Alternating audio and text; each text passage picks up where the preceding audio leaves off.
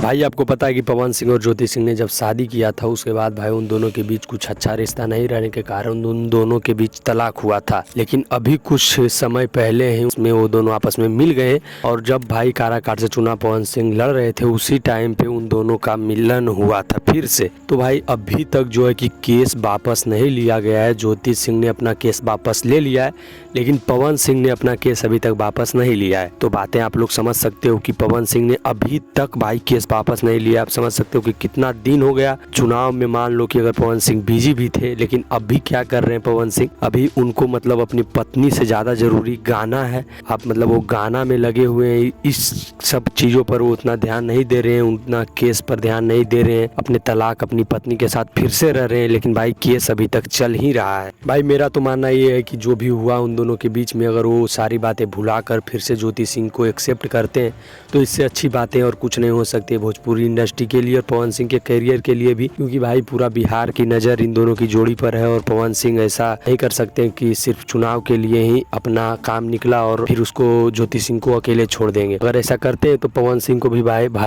भारी नुकसान उठाना पड़ सकता है क्योंकि पूरी बिहार की जनता भाई देख रही है उनको। अगर पवन सिंह भाई केस वापस नहीं लेते हैं तो फिर ज्योति सिंह और पवन सिंह को अलग होना पड़ेगा फिर से। आप क्या समझते हो कि अलग होना चाहिए इन दोनों को? नहीं भाई, ये दोनों की जोड़ी आप लोग को कैसी लगती है? अगर भाई जनता, पूरी बिहार की जनता पसंद कर रही है जोड़ी को तो पवन सिंह को भी ज्योति सिंह को एक्सेप्ट कर लेना चाहिए। आपको क्या लगता है कि पवन सिंह ऐसा क्यों नहीं कर रहे हैं? अपना केस क्यों वापस वो नहीं ले रहे हैं? अगर काम का सिलसिला है तो भाई काम तो अब छोड़ ही सकते हैं ना, इतना बहुत बड़ा जब ये काम है, तलाक का मैटर है। थोड़ा सा एक दिन छोड़कर अगर टाइम निकल कर ऐसा करते हैं तो अच्छा रहता ज्योति सिंह के लिए भी और पवन सिंह के लिए भी।